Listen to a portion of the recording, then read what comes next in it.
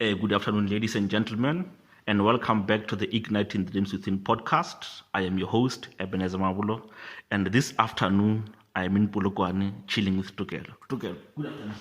Good afternoon, Ebenezer. And how are you? I'm fine, and how are you? I am good. I'm good. And you are doing great work that you are doing wherever you are. And for someone who has never heard of you or who has heard of the work that you are doing, what or whom would you say that you are, and what type of environment are you coming from? For now, I would say I'm a coach, I'm a speaker, I'm a business mentor, and I'm a preacher as well. Okay. Yeah, and also a law student with UNISA. Yes, that's. And you discovering that maybe you are a preacher, you are a coach, and you are a speaker. How easy was that, or what was the journey that you went through for you to actually be where you are today? The journey was not easy. Okay. Yeah, I don't think it was easy, but it has always been there. I like the fact that you're using the word discover. Okay. I discovered at a young age. Okay. In primary school, I used to play dramas. Okay. Do poems there and there. And yeah, it was when I was growing and also being in the music at school and all that, being discovered, teachers encouraging you. You've got this thing in your voice. You've got this thing in your voice. I remember when I was in grade 10, I got into doing classical music. Okay, wow. So that was because my biology teacher was like, man, you can come to my choir and all that. So he trained me. So it was more about people recognizing what I have. Wow, okay. Yeah, including my parents. Also, they always knew what I always spoke. Spoke my mind. There's humor sometimes there, So, but I think at some point when you grow up, because our parents know a little bit more about the talents that we have, they used to not encourage this thing of going into arts too much. Oh, okay. It's like, hey, you're going to go in the media and be out there and okay. Yeah, so I've always had this thing out. Being in the place where I am now with the work that I do, it's what maybe coming from a reserved background, it's not the things that, like being a stage person, basically. Yeah. So it wasn't that easy.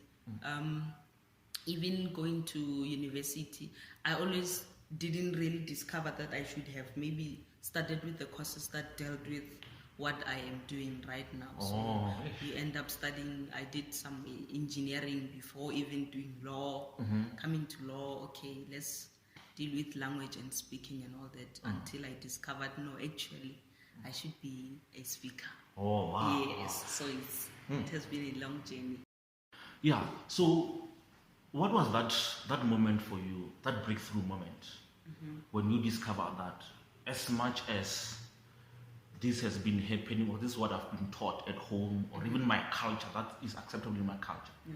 Now it's time for me to shy away or to back out of what I was taught to being who I was created to do. What was that moment for you? Well, those moments of breakthrough, of understanding the contrast between culture and who I'm beginning to understand myself to be. Those moments came up when I speak up in a particular situation, whether it's a conflict or just a misunderstanding between two people. Okay. That it's when I bring my point of seeing the situation that actually brings the two people who are having contrast to end up, having a happy ending and understanding what we're talking about. Okay. So those kind of situations also brought me close to say, okay, there's something there in my speaking. Okay. And also going to preach, in a new church, in a new atmosphere, going there to preach to bigger people and as well, and them coming back to me personally after the whole speaking, and the things they say and the testimonies they give gave me to actually build up and increase in terms of that. Okay, let me speak more and let me take care of how I should speak. How can we make it more perfect? Wow. Yes, so those are my breakthroughs. And as you are speaking, you are reminding me of the first time I also spoke. Because even I never saw myself as a speaker whatsoever. I remember the first time when I got into personal development. The reason I got into personal development was that I said I wanted to be a better father. I wanted to be a good leader for my family. It was all about me. Yeah. But as time went by, you find people saying that, Mr. Mambulo, the things that you are sharing with us, they are building us and they are changing our lives. Yes. And I remember this friend of mine, David, he was the youth leader from the church that I was attending in Johannesburg. And this one time we had a youth conference. Yeah. Then it's like, no, Mr. Mambulo, I'm the MC, I'm putting you on the slot. Yeah. And say something that will encourage the youth. Then I got on the stage, then I spoke, I think it was 5 to 10 minutes. Yeah. When I was done and the people were saying that, no, Mr. Mambulo, what you said, it really touched us. And this is something that you should do regularly, speak to us as the youth. Yes. That's when I said, this is interesting. Yeah. Then I should really look into this thing. Yes. And for me, I would say that was the first time or the moment when I was like, then I went back to checking my childhood.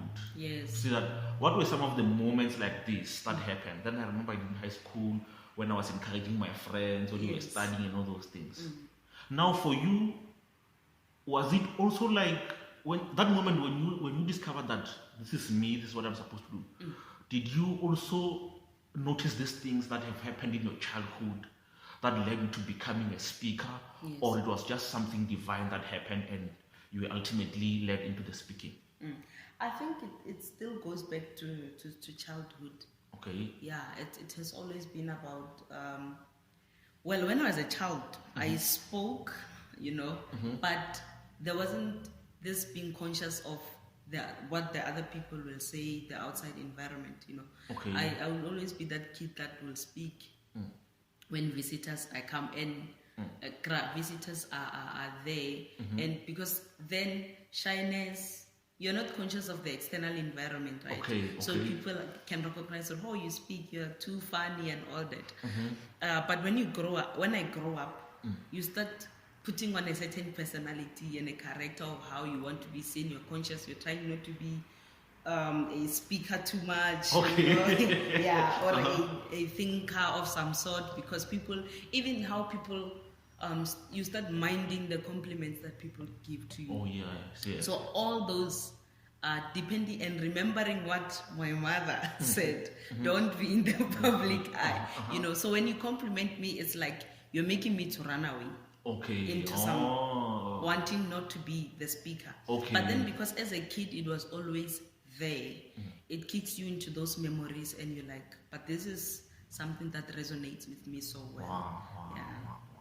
Wow, that's so powerful. Yes. And did you have some people that spoke into your life, maybe mentors through books or mentors in the form of pastors or even teachers? Did you have those in your life?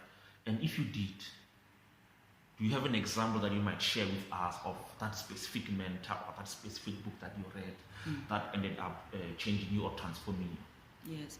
I think, when I became a Christian, like the bigger part of the people who will mentor me will be my close mentors, which are my pastors. Okay. How they speak out issues, how they address issues.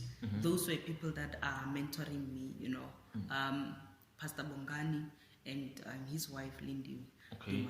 So they kind of like mirrored for me an experience that a person should be in society in terms of speaking out. So that is in terms of faith issues and spirituality. Before that, I would look at people like Den Log. I would listen to Den Log and who else? Who else can I? Gary V. In terms of how they speak for business. Yeah, looking at those. And before that, maybe my early mentor that I can't forget about is my LO teacher. Okay. In primary school, in grade 6 to 7, he was my LO teacher, Mr. Ntobeng. I think how he was speaking also in terms of issues and speaking personally into like my life, coaching you as a young person. Okay. He's my early remembrance of how speaking is important into a person's life and addressing issues in a spoken manner. To say, when you grow up, this is how you should be. This is how you should handle yourself. So those are people that are my mentors. Wow. And maybe going back a couple of years ago, what were some of the challenges that you encountered in your community in regards to you developing into becoming a speaker? Or in general, what were some of the challenges that you encountered as a young person that maybe you saw as the cornerstones that shaped you to becoming the person you are today? The challenges, right? Well, first of the challenges, I'm someone who didn't grow up in one area. Okay. You know, so I grew up at home, like with my grandma.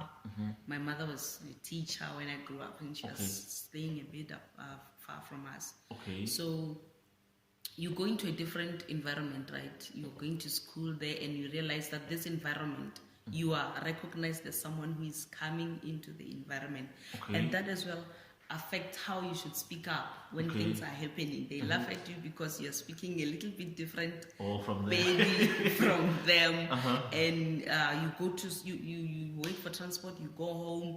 So those kind of things were kind of a challenge because you end up not expressing yourself. Let's say fighting at school, you know, it happens.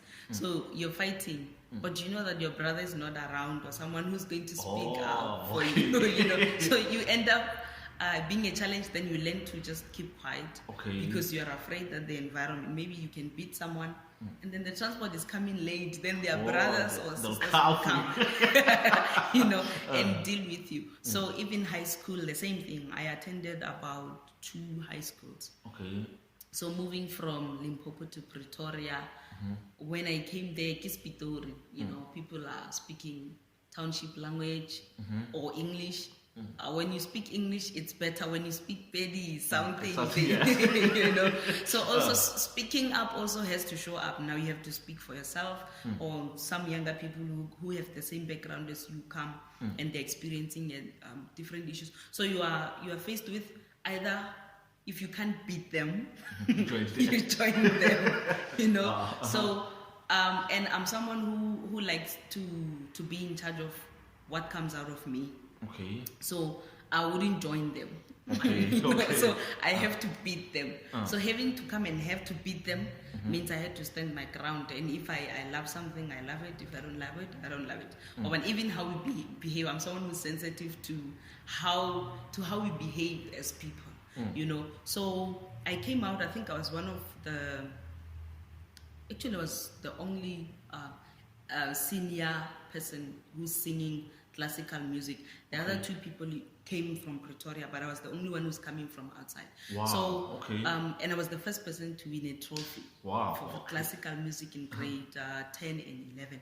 So, me having to be a girl that comes from a different environment and who hardly speaks, or you see, it was more of speaking to me became more than just saying something. It became being something and communicating something. I'm in this environment. It's hard. I'm away from home. I'm away from people who speak like me. But then I should speak something. You know. Then I started having an influence in the school, and the school and the environment started realizing that we have people coming from Limpopo who are with us, and we just become part of the community. Wow. And what was maybe the defining moment when you were there in high school, when you encountered those challenges of diversity, miscommunication, all those things? What was that moment, or that moment you discovered yourself? And you know what? As much as I might be a singer or I might be singing, as much as I might be into this and that, but what I really feel for me is for me. This is the path that I should take. What was that moment for you? Preaching comes in there. Okay. Yeah, so the defining moment was when we were in the SCO movement when they started. So our school started with grade 8 ending at grade 10. So grade 11 we were going to be the first group that were going to be in grade 11, grade 12, same thing. Okay. So there wasn't someone to preach. Okay. You know, so being in that space of that dilemma, the teacher who was in charge of the SEO is one of the people that said, okay, among the people that are going to preach, you are also going to be among the preachers. Okay. So that having people come during lunch and sit across the hall and listen to what you have to say, I think that also started to give me a moment. Okay. I didn't know I was going into speaking. I just was preaching at that moment in time, you know. So, but when I look back now, it started to be a moment, a defining moment for me. That there's something there, and helping out people, taking you as an elderly person and actually looking for advice from you. Then you're like, maybe I should do this. The preaching, I think the preaching defines my speaking. Okay. More than any other thing. Okay. Yeah. Okay. Wow. That's so amazing. Yeah. And maybe coming from, if I may use the term, a religious home. Okay. You know, most of the children who come out of a very religious home or environment, you'll find that as they grow up, they tend to either maybe shy away from God or even Christian things. Yeah. But instead of you maybe falling into that trap and saying that I don't like this Christianity thing because I want to be my own self, or maybe being a rebellious young person. Yeah. You didn't go through all those things. What were some of the things that helped you to not go into those, maybe if I may, self-destructive behavior or those adolescent stages that other young people are going through? Yeah. Okay. My dad and my mom. I think me growing up, looking at the kind of stature or influence that they have in the community, I loved the part that I saw about them, you know, and how they are sort of speakers, but they wouldn't agree if I say they are speakers, kind of. So we uphold to, like, we how can I put this? We uphold to it, like there's a discipline in life. Even it's not specifically about religion. So there's a discipline to maintain how you live and how you live with others. You know, that people can always come. Like, I've always grown up and see people coming to my father and my mother for advice. So that thing showed me there's something about what anchors them that makes people to always come. You know, at home there's always, in the evening there's always someone coming, and they will sit around there or in the dining room, and you will know that they are sorting out matters. You know, so that became a foundation of how I see myself. So if they were to teach me something, like, my mother was the most spiritual, outward communicated one. So if there were spiritual moments like praying or knowing that there is God and knowing how there's a way to behave, she was the most one who was there, because my father was also working away. So, but me not getting away from the spirituality or the religious disciplines that I was taught was because I'm saying, if this is what made them to be, then it means, should I depart from it, I'm not going to have influence over people.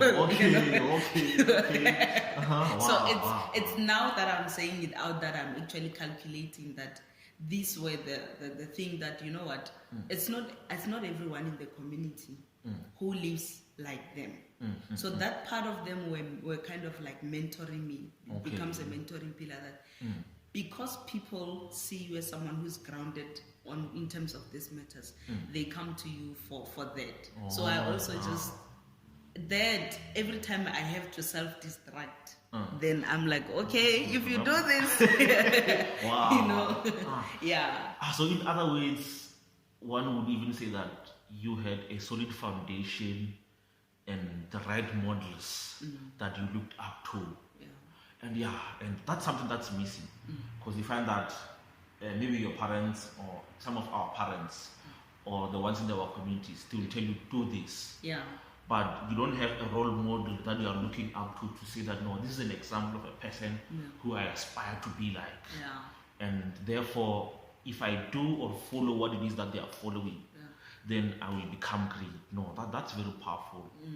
And you growing up in that environment, you learning all those things, seeing the influence that your parents had. When you decided that I wanted to be an engineer, what made you make that decision that I am going for engineering? Was it that a conversation you had with your mother about you being a public figure?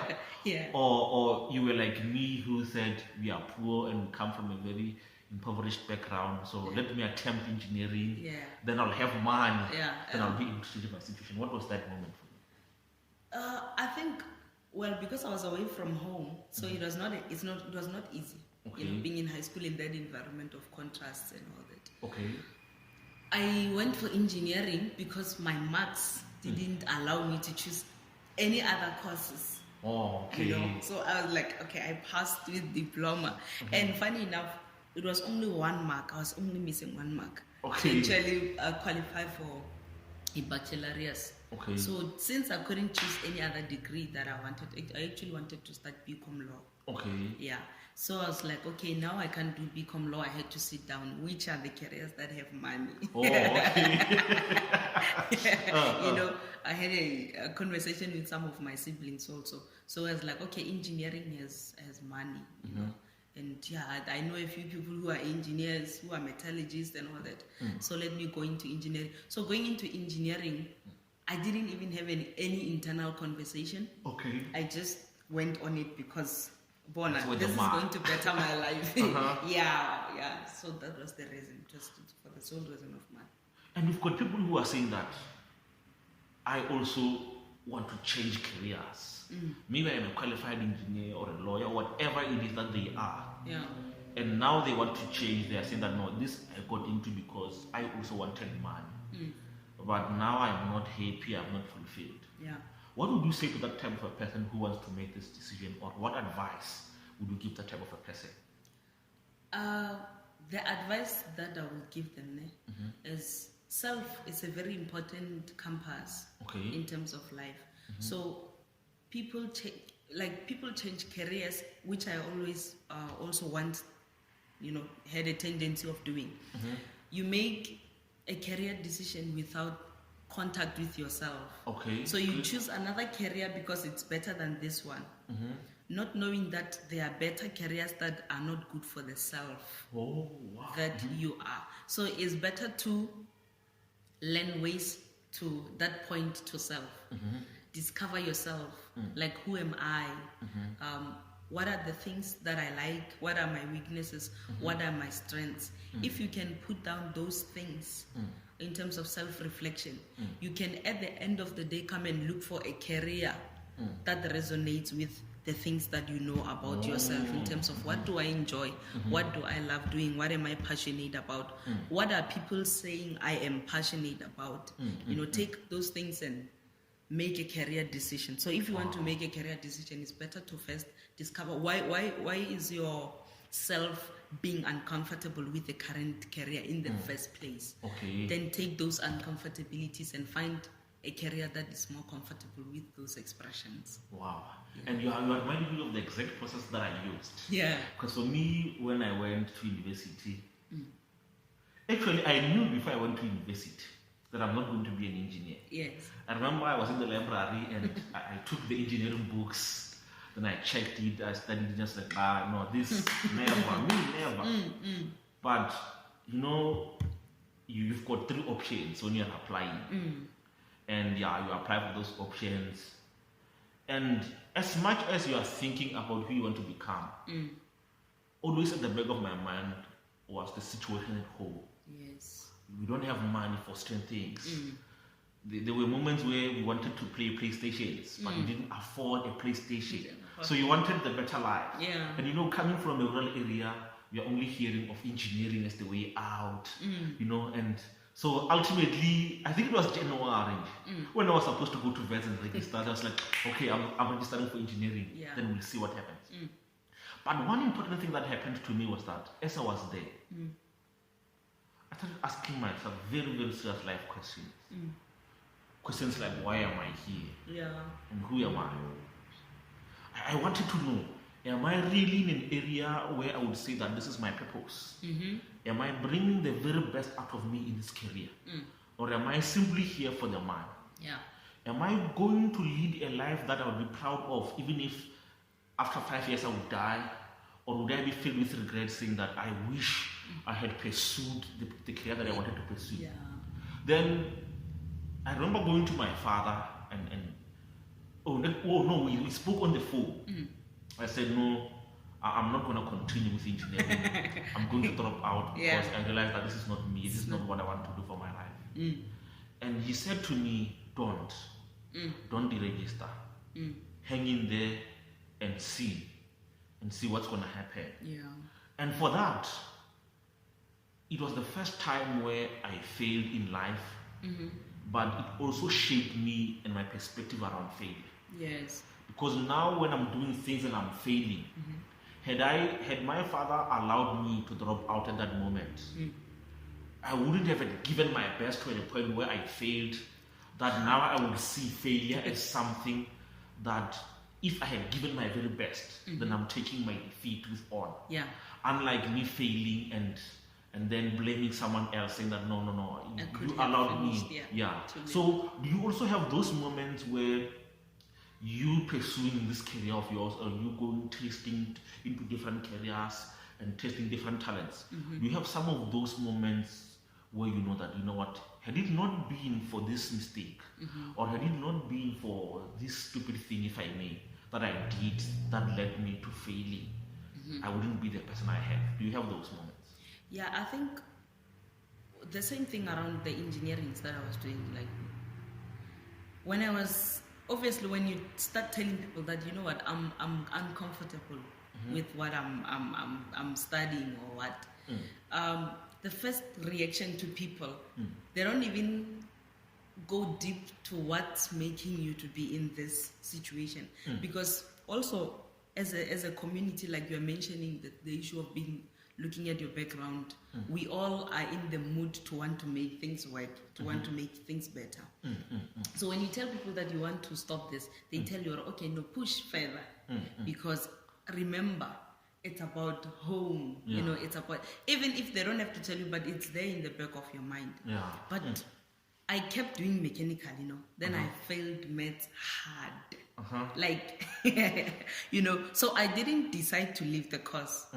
I had to fail maths, and I was like, no, you know, every time I have to pass maths, at least I have to do the module 3 times or more. I was like, no, this is going to waste my time. So it was then the not knowing how to do the maths, the calculus, you know, first level maths, second level. So it's maths for me, engineering for me to leave it. I was like, I can't take my whole time trying to learn how to fix myself around this issue. So failing maths hard. I remember one day I had just taken results, you know, at units with my maths failure. I went for a walk, you know, I went for a walk. It wasn't even towards my flat. It was just towards, I just wanted to walk. And think.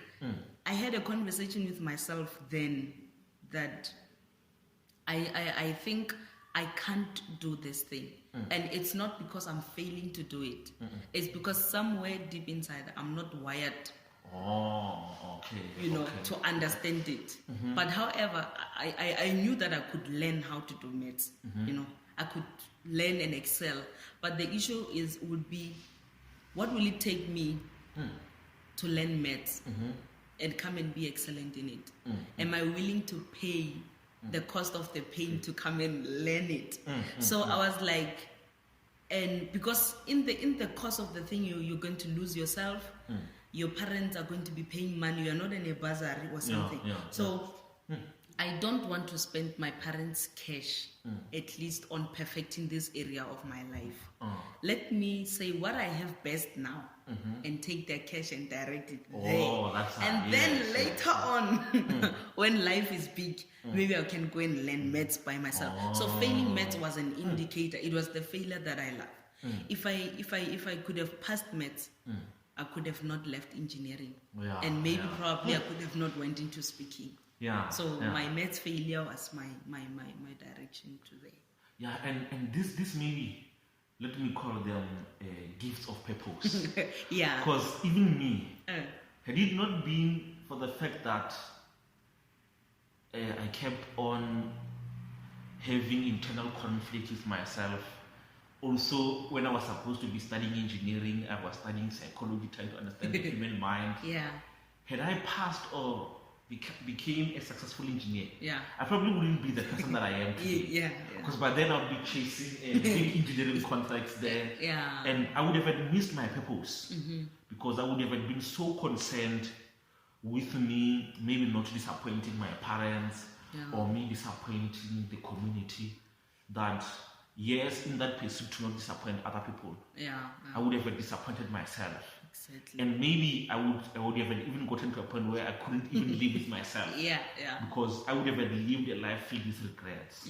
So those are very powerful gifts of purpose. Gifts of purpose, and then maybe as you were learning that, and when you were choosing or when you were thinking or on that walk, while you were taking that walk, if maybe today you were to take that walk again, to say that this is what I'm doing with my life.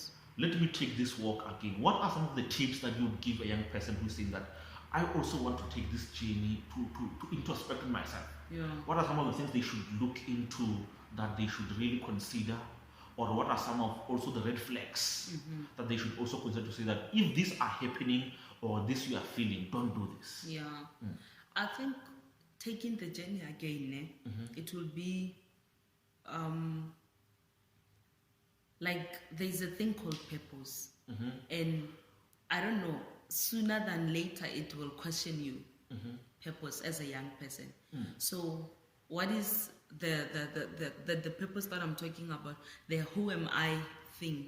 Like it let me say, if you let's say success, succeeding, let's say in the engineering courses that we're speaking about, succeeding in those kind of, let's say if failure could have not come and you succeeded, sometimes those kind of successes delay how the question hit you hard.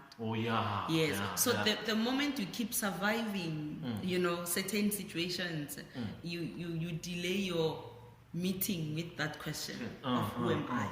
But should anything happen to you that's so hard to get through, it can be a personal situation, it can be a community situation, it can be a national situation such as apartheid. If it has happened and you have no control over that situation, which has got the potential to stop you, those are the times it's a flag to ask yourself, who am I in terms of what has just happened? How am I gonna survive this so survival questions kind of a thing. You ask yourself, pay attention to what is trying to stop you in whatever you're doing. Ask, why is this thing stopping you? It could be that it is a direction into something else that you need to pay more attention to. Sometimes it's not even something that a friend can ask you about, or a teacher can ask you about. So situations has to happen in life. Those are the kind of signals, if we may talk about a signal. So if you're a young person, you always look deeper. Why is this happening? That's a signal right there that I need to pay attention to. Why am I failing maths? Why am I being unable to speak in front of people? Those kind of things. So I would go back and pay attention to the signals. Signals in high school. How was I doing with maths? How was I doing with speaking or any other thing? And as you're talking about you being able, or you maybe having or lacking, maybe if I may use this word, the gifts or the talent for mathematics. This I just want to hear what do you think about this? Because as I was busy studying epigenetics and neuropsychology, I discovered, or recent research has discovered, that all of us have got the same genes. But the expression of those genes in who we end up becoming is dependent on the environment that we are in. Yes. Now, if maybe I want to become an engineer, and I'm in an environment where everything that is being done, it's done from a calculating perspective or an engineering perspective. Yeah. Over time, I would realize that I am more drawn to engineering or mathematics because of the environment that I find myself in. Yes. At the very same time, that does not mean that I will not be able to develop other areas, because now this research is showing that anything that you want to go into, it's just going to be more hard, because the engineering or the way you've been wired up to where you are now, it's a certain way contrary to what you want to become, and now you're going to spend maybe 10 years of struggle trying to change. Yeah. Would you also say that your environment, as you are looking back, would you also say that the environment that you were in, because you saw your parents as examples, would you also say that maybe some of the things, if you had to do it all over again, you would maximize the environment that you found yourself in, maybe to further develop yourself as a speaker, or you would say that the environment that I am in, maybe earlier on in my life, let me change this environment so that I would go into a better environment that would shape me to becoming a speaker that I am today? I'm not sure if you want to know if, in terms of learning how to express the public speaking gift, or maybe just any other. You mean developing the maths part? No, I mean you developing like the mindset that you have now. The mindset that I have now. Yes. Correct. The mindset that you've got. And now, I would assume that as you were on this journey of your personal growth and development, there were certain things that you believed before that now you don't believe in anymore. Yeah. And you find that maybe those things you believe them because of the environment that you found yourself in. Yeah. I really did that sense. I think, yes, I would change the environment, because like you're speaking about exposure. When you grow up in the villages, the exposure can still be there, but the presentation of what that means, so that I will change the environment because of how the opportunities are being presented. Like we are talking of neuroscience, the brain. We are more drawn to the negative part of the stories. So if you check, sometimes the first time, let's say, you hear about a public speaker, you've read a newspaper, just a community newspaper, writing that this person has just done something, like a tabloid sort of. So we grow up with newspapers and magazines, and what is that content that is there? It's almost the scandals that person has happened. Oh, so and so who's so famous and who's so skilled has finished their money or something. So the presentation, by the time it comes to us, when you're in a village, you have, this is the weaknesses that I'm going to be doing. So then it makes you be afraid. Our parents knows, like I was saying, our parents knows the weaknesses of people in the in the arts, artistic people, like being gifted with either singing and all that. Their character questions are presented by the amount of presentation that coming through us through television and all that.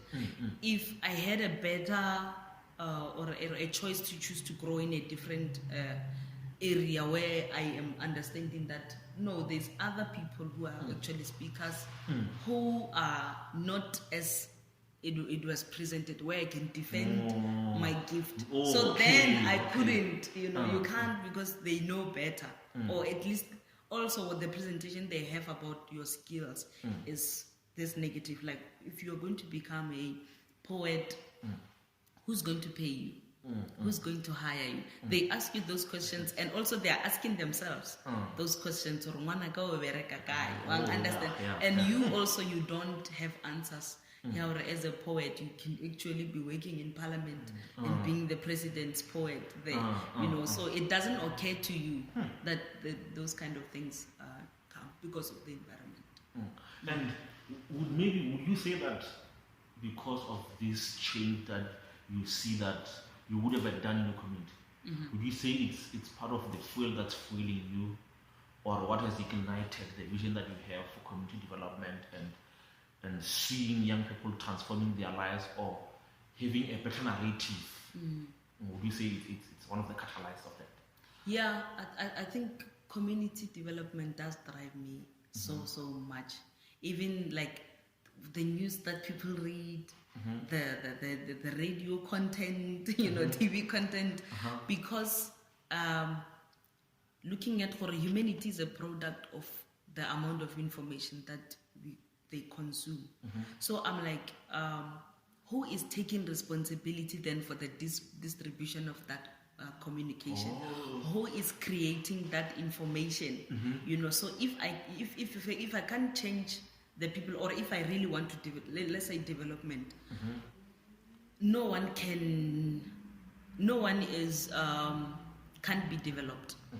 So if I look at the communities and I'm like, these communities we can develop, so it means let's look at what is going into the community, going from every single paper that they are reading, every song that they're listening to in their phones, every radio station, like what are the options that they are listening to? Because if you look at the content, then you can see the result which the community is going to be at large. So that drives me to say, okay, let's work on what is coming into the community in terms of exposure. Okay. Yeah. And maybe for that young person or whoever is listening to this podcast, they are saying that, no, I want to be like you. If you had 3 principles that you would give them to say that if you follow these principles, your life would be great, what would be those 3 principles that you would share with them? I think personal value. First thing, like knowing what am I worth. Not just let's not talk about money. Just what will it take to be me?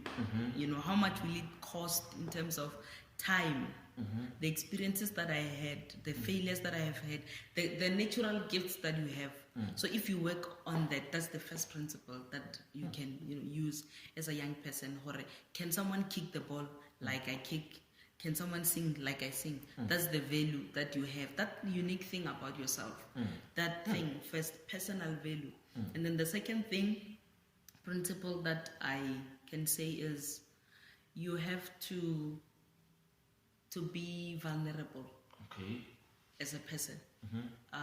It's difficult when we grow up. We forget to understand that you have to. There are certain things you are not going to be able to do, and you have to ask for help. Yes. Ask for help. Ask questions. Ask questions from relevant people. Obviously, ask yourself questions. Be vulnerable when you don't have something, you don't have it. Or meaning, even if it's a gift. Let's say I don't know how to do maths. If I don't know how to do it, I don't know how to do it.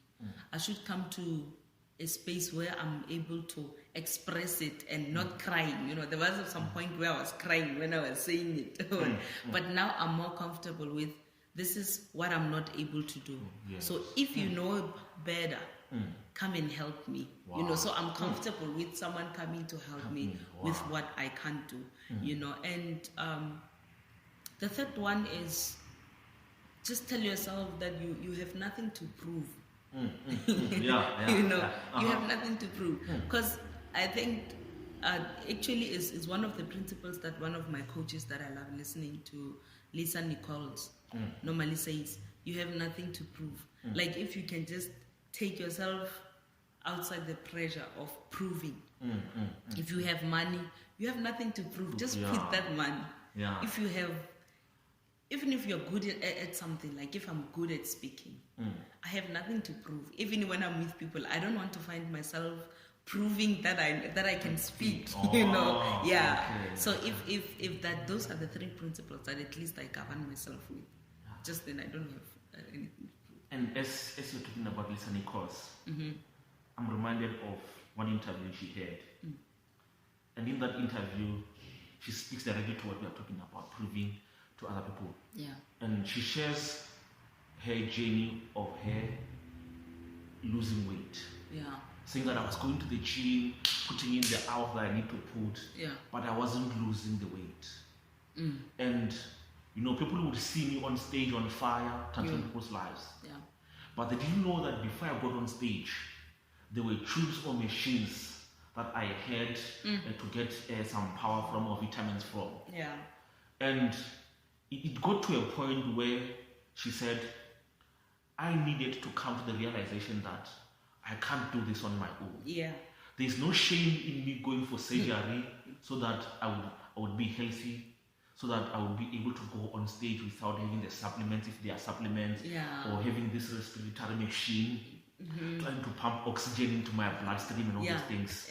And when you are saying that, I'm reminded that, she does indeed live that principle to say that I've got nothing else to prove to anyone, because the purpose that I have or the gifts that I have for me, they were given to me by God, and the only person whom I'm accountable to is God. Yeah. And everyone else, I don't care. I've got nothing to prove to you that I am called to be a speaker whatsoever. Yeah. It right where you are saying is, say the university trap, right? When you are in university, the normal societal question that people ask is, how far are you with your degree? How far are you with your...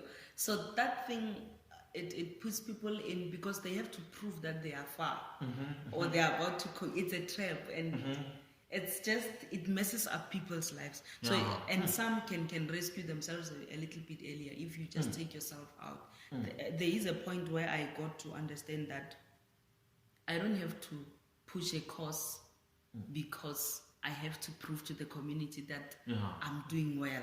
I've passed it with accolades. There's nothing wrong with passing it with accolades, but having that pressure to prove is something else. Yeah, and as you're sharing that, I'm also reminded, because my principle, this I discovered the hard way, was that I don't want to go to university or college or wherever where I would let my certification interfere with my education. Yes. Because I could pass grades and I could be arrogant and graduate, then find that after I graduate, someone that I need that would hire me, or someone who is well connected who would even get me a job opportunity or get me a job interview. I was so arrogant to them. Maybe they needed help in a particular subject. And I didn't help them. So for me, it was that moment to say that no. Make sure that as you are pursuing the degree that you are pursuing, don't look at time, but rather look at the value that you would be getting. And yes, there might have been challenges, financial challenges that I had to drop out because we couldn't pay the money for school fees. But everywhere I go, you'll always find that I made sure that I built networks. And it's something that I realized that most people, they lack that element. You are so concerned with you and what you want to get, and you miss adding value to other people. You forget that the person that you are so arrogant and you don't even want to help today might be the CEO tomorrow that I will be applying for a job at. Or that lawyer that I was so bad to. I might be in legal trouble and I might need their services. So that's something that I also, you reminded me of. And maybe in conclusion, what are some of the things that young people who are listening to this podcast, or whoever the person is, whether young or old, what are some of maybe the books that you would encourage them to read, or what are some of the things they should do? The one who's saying, I want to be a speaker, I want to be a coach. Or someone who's saying that, yes, I hear you and I'm also encountering some challenges. But what can I do to develop myself so that when I'm making the decision or when I'm taking that walk with myself, I would be able to make the right decisions? What I can say in conclusion is, there's this thing of birds of the same feathers fly together. You have to find, or let me say discover, and it's a lot of work. You have to discover people that are, okay, let me put it like this. You see how how the police people work, when there's a criminal, when a criminal incident has just come, then they say you must come and identify the suspect. They put a group of people there and you can look at them. So you can look at them and feel, when you get to another person, you can feel like, this person looks like I know this person, so you can identify something in your life that you want to be. Like that process of looking for a suspect. So in the community or wherever on TV, there are suspects in terms of who you want to be. So when you look at that person, you feel like, this person, I've seen them somewhere, or I like how you can identify, you can relate, or there's something that is going on between how this person is expressing their career, and if you discover that suspect, you have to pursue them. Find out which book they have written. Find out where they go. Find out the type of people they hang around with. If you can't hang around with them, hang around, duplicate what they are doing. Yes. Yeah. Form that kind. Find the people that look like the people that are in their cycle. Those that you can reach. So like that, you are trying to, you are rebuilding the same experiences that they have in your own personal note. Somewhere, somehow, I think there's a research that says when it comes to earning, you earn according to the average of 5 people that are close to you. Somewhere, somehow, you're going to get closer to that person effortlessly because of just looking for that person. So the first one is to identify that person. Yes. Number 2, like get as lot as learning sources that you can get. If it's a YouTube video, if it's an interview, if it's a talk show, like if it's a series on something, like look at it in terms of that one, and also sometimes listen to what credible people are saying about you. Yeah, not just everyone. Not just everyone. There are people who, when they speak to your life, you can't shake that statement off your mind. They tell you are good at this and you should do something about it. That those kind of people, whatever they say, I think it's, if you can work around those things, there's no way you can't miss it. You can't miss your purpose. Wow. And maybe the last one. Yeah, the last one. This is a question. This is out of curiosity. Yeah. One thing that I have, or a question that I'm pursuing, I'm researching. Yeah. With this movement of young people wanting to go into ministry. Yes. I'm I don't know if I should say cautious, but the difference between someone who's called by hunger, yes, the difference between someone who's called by their friend, or someone who's called by the pastor into ministry, someone who's called by themselves into ministry, and then that one person who is called by God. Yeah. Now, in this respect, how did you differentiate, maybe for you, to say that as much as I am preaching or I want to preach, is this me calling myself? Is this God calling me? Yeah. Or do I have some ulterior motives? Maybe feeding myself? Because there are some people who are saying, I usually get this question. Yeah. People would say, Mr. Mangolo, I want to be a preacher. Yeah. Or I want to be a pastor. Yeah. Would you please mentor me? Yeah. And my answer is always no. It's always no. Yeah. Because I don't know. Me, I don't want to get into those aspects. Yes. But in case one day, something happened, or someone whom I need to speak into their lives. Yeah.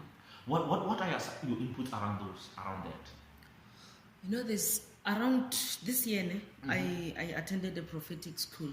Okay. And there's this Bible school doctor. Okay. Did doctor in theology, I think. Yeah. Okay. Even a doctor in prophecy. Okay. He said something about the call. Like the call has got stages. Okay. And people don't understand the stages, that there's a preparation first, and then kind of like the path where you're going to get commissioned and released into the community, like endorsed to be a trusted person of that practice.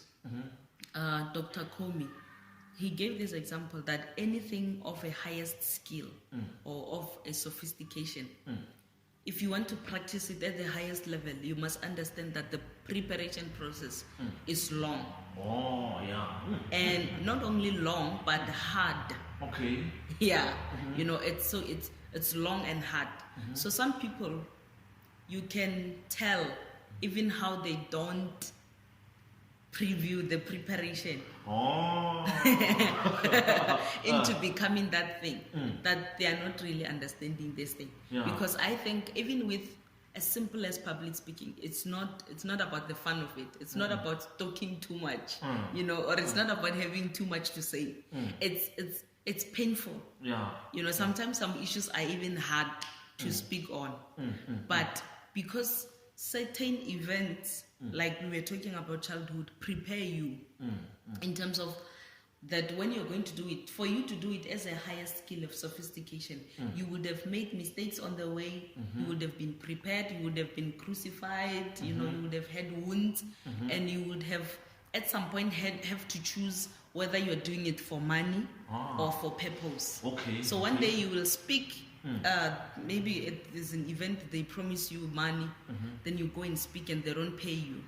You can decide to quit the call you know, or decide to take it as a preparation. One day you might be called to talk on a conflicted matter that will actually put you in trouble, you see, whether in the family or anywhere. So you'll have to speak up because really you are called by God, and if you are called by God, He will back you up. Wow. You know, but if you are not called by God, the lunch box will not back you up.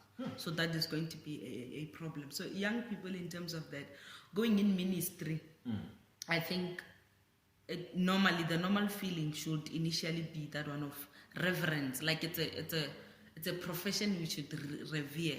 We should just fear that there's a preparation coming. Like, it will just get you. That one you don't need to it's not a call people should be working. Even public speaking. I don't think I woke up and said, wow, I want to be a public speaker. No, it's a series of events and diagnosis that happens. Why are you know, I think I would still be a speaker even if I was not called a speaker. Okay. Yes, so you can still be a preacher even if you are not called a preacher. Or yes. Okay. So people half the time, the reason why the rush is so much, like they're going into speed, is because part of the thing is they're going into being called a preacher than being the preacher. Yes. You know. So the speaker, like maybe even myself, the title of a speaker, I've just gotten it recently. But all along I was a speaker but not called a speaker. Yes. So that's the thing. And maybe do you have some final words of advice, motivation, and encouragement to someone who's listening to this podcast? The final words you have? I think the final word that I have will just be purpose over everything. Yeah. Like purpose. Just discover your purpose. I think discovering your purpose it's just a lifelong thing. You know. So it's that's the main thing. I think people end up not being able to have the joy of living, or being grateful of where they come from, being grateful of what they have, the background that they grew in, the people that they live around. They end up not being like not enjoying, because the question of purpose is a big question. So I think that if most of our money, most of our efforts of why we meet with people, why we talk, why we do things, if we can spend on discovering what is the purpose, like whatever the purpose is going to spend on you will be like remarkable. It's because purpose does spend on people. Yes. We initially spend on it, but I think purpose over everything. Read books about purpose, find out people who are talking more about purpose, and and joy will just come. Yeah, and as we're talking about purpose, I always remind people that there is a price, and a heavy price that you need to pay for you to fulfill that purpose, or for you to become that person you are saying that you want to become. A price that the family must pay. A price that you must pay. And given a price where those closest to you must pay. Yeah.